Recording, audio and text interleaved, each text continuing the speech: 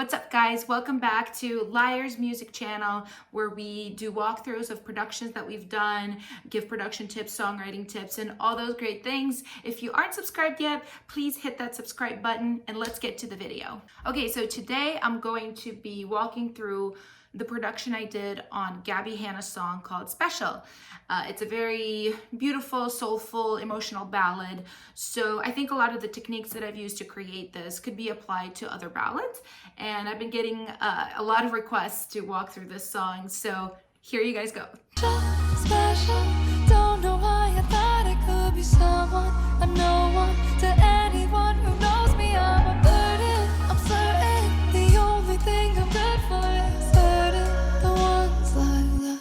I wanna be special. So the first thing I want to talk about pertaining to this song is dynamics. So even if you look at this in the session, it's actually very obvious how the dynamics develop here. So we've got this here, the first verse, this section that is very small, there's not as many stems there. Then you have the first chorus, which you can see all those blue stems right there. That's the drums being added. Then again, we have a very sparse section, second verse. Look, second chorus, immediately we have more, the red is bass, so we have more bass, we have more drums, we have more instruments. And then after the bridge, or arguably third verse, we have the third chorus, which everything comes in on and it just gets really fat. So it's kind of self-explanatory, but I think a lot of people kind of don't realize that with songs that are very emotional, it's really great to build from start to finish. And if you even listen to the vocal does the same thing. So in the very beginning, the way she sings is super soft and pretty. I'm not special. Who the hell am I to? It's very light. And then if we go right here, third chorus. Trust them and listen to all the ugly things you tell me. The emotion of the song has really grown. Her anger has grown, so the production has to really mimic that. And I talk about this a lot. Like, I approach production from a conceptual, emotional standpoint most of the time because I'm a songwriter. I came from being an artist and songwriter primarily, so I can't just think of it in terms of drums and synths and bass or whatever. It has to reflect the song. So we've got this little bell situation going on.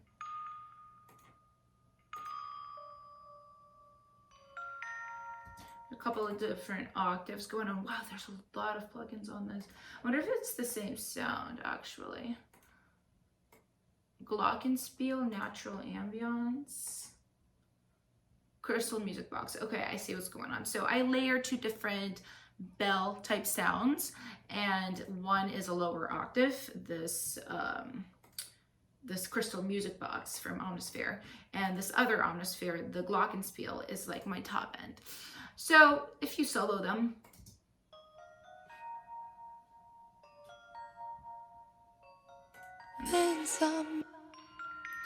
yeah, you can see what they're doing. This one is really covering the top end of the spectrum. I'd call it like, it's really like twinkly, and then the one under it has a little bit more like substance to it. And then right here, I even have this as well. So well, thanks for asking, but you're probably thinking what else is new. I try my best to. And on the second half of the verse, we have a cello pluck being added. Let me see, what am I using here? Oh, Spitfire. It's like a violin pluck, actually. I correct myself. And it's got a nice delay on it. It's panning from left to right a little bit, just like halfway. And then I have this tremolo string hit as well.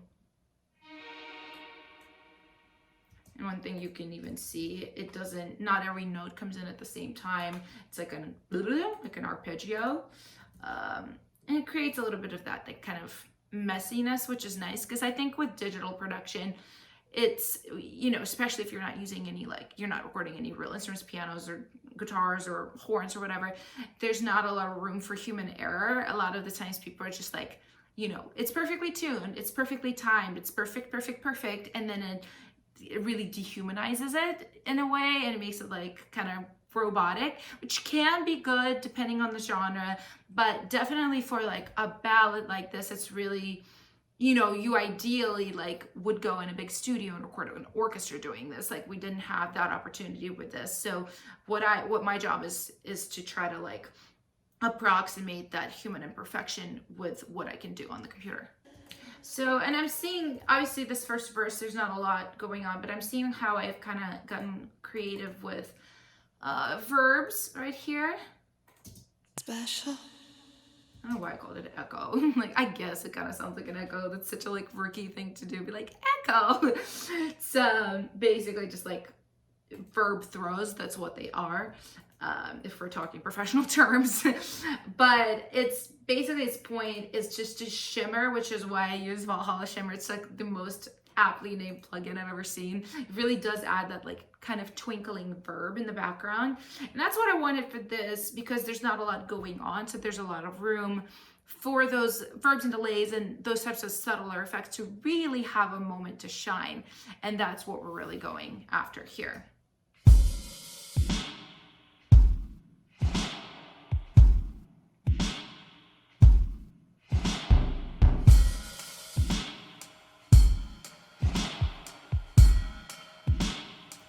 If you listen to this drum beat, I really tried to make it kind of dirty and really approximate a live sound. A lot of the samples are like acoustic samples that I've tried to humanize as much as I could. There's a lot of this kind of like lo-fi dirt stuff going on as well. Like this sample I use actually in a lot of songs. I made it, I don't remember what kick I used, but it was just like a kick, and I put Valhalla verb on it, which is like, everybody always says don't put verb on a kick. Like, you can put verb in a kick and make a sample like this that just creates this like dull, almost like a thump, and then I've layered it with, you know, an actual kick. So be creative. And even listening to this, the way this is layered is there's an alternating stompy hit coming in on the top of the bar, which is what gives it like, or boom, da-doom, boom. It kind of keeps that energy going and emphasizes a certain hit, which in this case, the top of the bar is what I wanted to be emphasized. So that's a nice little trick you guys can implement. Like whatever moments you want to emphasize, you can add a different lead texture sample there to like really elevate that moment.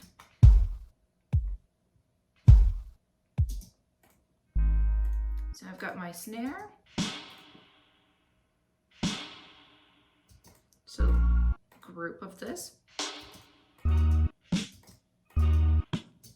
So a lot of the times I don't really overthink it with layering. I just keep going until it sounds good to me. There's not really like an exact science to it, except that, you know, I layer different sounding things. So let's say one might be like an 808 like keyboard sample snare. One might be, it's almost like a Foley situation, like a hit on a desk or wall or something.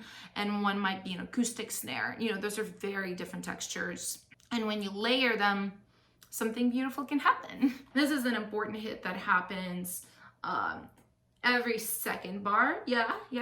And it's like a marching band snare with a roll at the top. And if you listen in context here. Don't know why I thought it could be someone, a no one to anyone who knows me. I'm a burden. Again, for emphasis of certain moments. And the idea here on the second half of the chorus was to bring in a hat, something that isn't too crazy, something that's a little bit just like a quarter notes, just really chill, but it adds energy, it builds the energy of this chorus without getting to the point where it gets to in the third chorus, just kind of hinting at, hey, this is going to get bigger.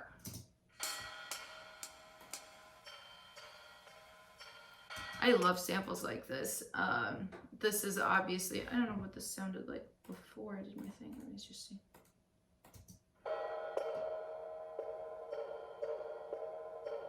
It almost sounds like a super lo-fi ride, I think, of like a live kit. So in that I really cranked up the top end to create like that hiss and that kind of like lo-fi quality. And there's like, I guess a lot of lo-fi techniques in the song. I didn't even really realize that. But yeah, I just kind of wanted it to sound not too pretty because in the drums, because some of those bells are so pretty, right? And a lot of the times if you go too much in one direction with anything, like if I did the whole song just like lo-fi, crackle and everything, like distortion and everything, it probably most likely would sound kind of shitty. So that's one thing to keep in mind, is always balancing things out. I'm certain the only thing I'm good for is certain the ones.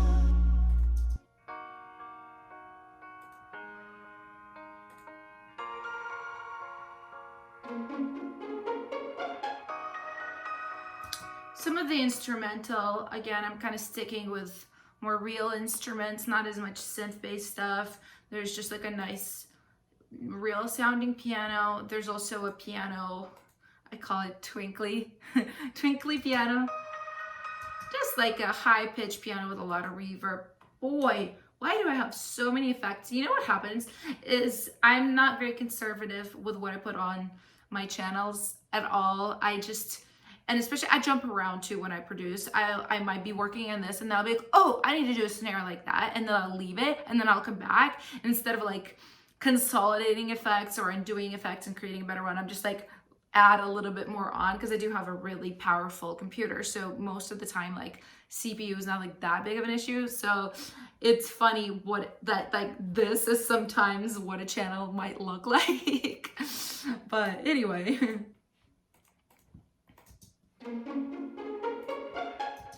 I love creating moments like that too, with violins, with cellos. I really, really like plucked strings. If you guys have heard a good amount of my production, you probably noticed that there are a lot of plucked strings used. I've used them on several Gabbie Hanna songs. I've used them in certain Ellie songs. It's like one of my favorite sounds just for me as a person. Plus it's a nice thing to use that immediately kind of gives songs that like orchestral quality, that live real quality, which I talk about this a lot. I just really like organic live things in tracks that are, you know, synth based and sample based, because it just creates that nice contrast. There is a new piano part that comes in on verse 2. Special, but I don't know if it's what. It's like a boom, plum, boom, arpeggio. So a lot of the times I really like doing something different in the second verse. It's kind of something I learned from K-pop, from producing K-pop actually, because a lot of the times the second verse is nothing like the first verse in K-pop, J-pop, those genres, because usually the stuff I worked on at least is performed by groups, so they want like every group member to have their moment, and keeping the production and the top line the same kind of makes it feel the same. It doesn't give enough of a special moment to those performers, and I've always really liked that, and I've incorporated that a lot in, you know, US music, because I just think it's nice to like do something a little bit different, because you've already heard the verse, you've already heard the chorus. If you go back to the verse kind of like almost exactly as it was in verse 1, it doesn't capture attention as much as doing something new. So even something small like adding this piano part and then those bells come in on bar 4, it to me creates like enough of a moment to capture and keep attention. There's a lot of really pretty vocal things going on in this verse as well. Like there's this little insert. It's got a tremolo effect on it that I really enjoy. It just kind of comes in halfway through it. It's got nice little stabs of BGVs. Somebody listen, long to ease the friction. There's a lot of shimmering kind of verb going on, and that's the whole point, is because the main vocal, you know, sits in the middle, and these things kind of just come in on the sides, and it's like, whoa, what is all this like kind of shimmering top end? Okay, and the first thing I want to say on vocal production on this chorus is that we sung this chorus again. So it wasn't a copy and paste, you can hear it. Special, special, special, special. Energy grows, and this is a technique that is really good for ballads, for things that do have a really nice dynamic range, because you can tell that with this vocal, it gets a little bit more desperate, more emotional. The song's energy grows. So this is a huge part, and you know, a lot of producers don't want to do this because like it's more work, and it's not necessary for most records. A lot of pop records, especially like little up tempos, like stuff that's just like really track heavy, you won't even want that necessarily. It might feel like too much, but for a ballad, a nice thing to do. Special, special. Even the BGVs on the first chorus, there's only one part, now there's two parts. There's this little like high top note thing coming in. So those build as well. Oh, we haven't talked about bass yet. Let's look at what's going on with bass here.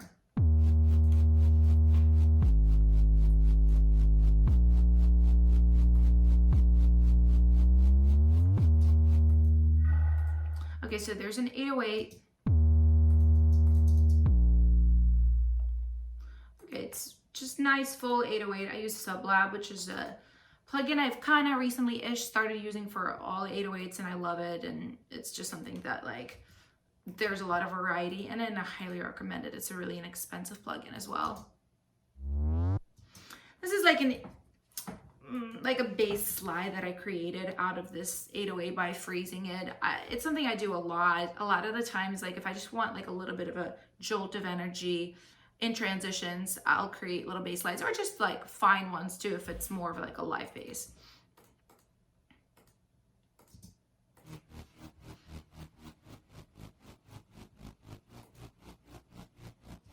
So yeah, we've got a little like pulsing sawtooth wave. This is like our first like synthy synth coming in. And I think it's really aptly placed just because this is our second chorus. The energy is really growing, and that pulse really adds just like a ton of energy, I think. And then that distortion, it's really different from anything else that's sonically going on in the song. And I mean, this is a trick producers have been using for like ages. Anything distorted, kind of tucked in underneath a track, adds that kind of like badass factor. So yeah, and this grew a little bit. You can hear that I added these like throws of chorus, like choir, just for a little bit of that like epic energy. Epicness, is that a word? I don't think so. But yeah, this is mostly the same, I would say, about these tremolo string hits. They're really quite distorted. There's RC retro color on it for like kind of like detuning as well. And it's just a lot of dirt on that tremolo string, ton of dirt. Yeah, everything gets really, really, really big right here. I really love string runs like this. This is a really nice sample. You know, just something that like really announces the arrival of that chorus. And I talk about transitions a lot too. Like that usually to me is the first kind of like marker of a really good producer, is when I hear their transitions and there's always something really interesting going on there. It isn't just like, oh, a drum fill, okay, cool, like, or, you know, just like some kind of like reversed crash or something. There's like a lot you can do with transitions, from runs, instrumental runs like this, to bass slides like the one I showed before, to fills, and like all of these other things. There's just a lot that you can do, and I would really encourage you guys to focus on your transitions, because that is the #1 place you can spot creativity, at least for me.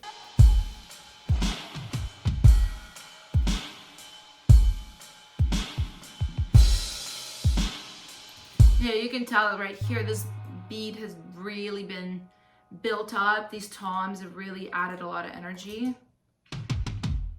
Yeah, there's a ton of them. There's an open hat happening every 4 bars at the top of the bar.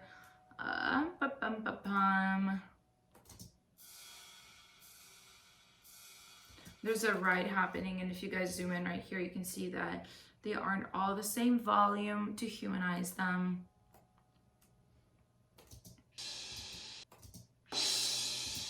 orchestral crash for a song like this.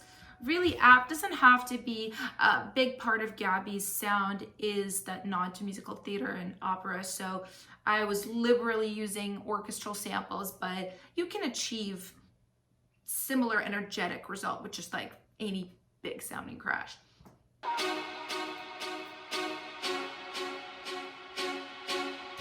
So there's staccato strings going on. They're very aggressive. They cut through really nicely. I think I just used a sample. Sometimes, as you guys can see, I play them in. Sometimes I find samples that I like. I'm pretty sure this one I just found like a singular sample.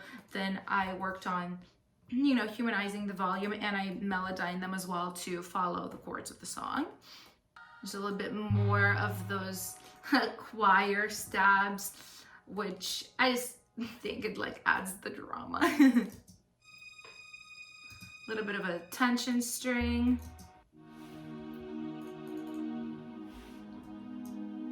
Just like a string pad. And then the background vocals, they're pretty sparing for most of this last chorus, because this is a very long chorus too. It just like keeps going and going and going, which is unusual but cool. And the BGV is just like really come in here in the last like 8 bars or so.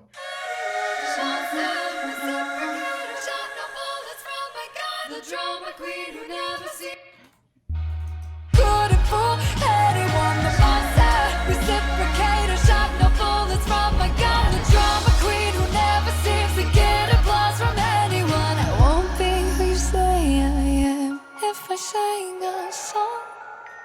Yeah, so that's honestly kind of it. After that, for the outro, it goes to just back to those bells and little reverb throws. But yeah, I mean, you can even see it's mostly like vocal and bell, and that's it. So yeah, the thing to learn, I think, about ballad production is that the vocal is number one. You want to hear the song, you want to hear the words. And I think a lot of like just solo producers that don't write, that don't sing, like they want to show off their track, right? Like, and you always have to remember, like, unless you're doing instrumental music, then your track is in service of the song and the artist, and especially a song that's a ballad. Like, it's literally all about the song. Your track is just there to like support the emotion. So I would approach any ballad from that standpoint. And I hope this was helpful to you guys. Please let me know if you have questions, comments, if you have ideas for what kind of videos I should do next, because I never know. They just sort of come to me. So it really, really helps when you guys give me some advice on that. And yeah, hope this helped, and I'll see you on the next video.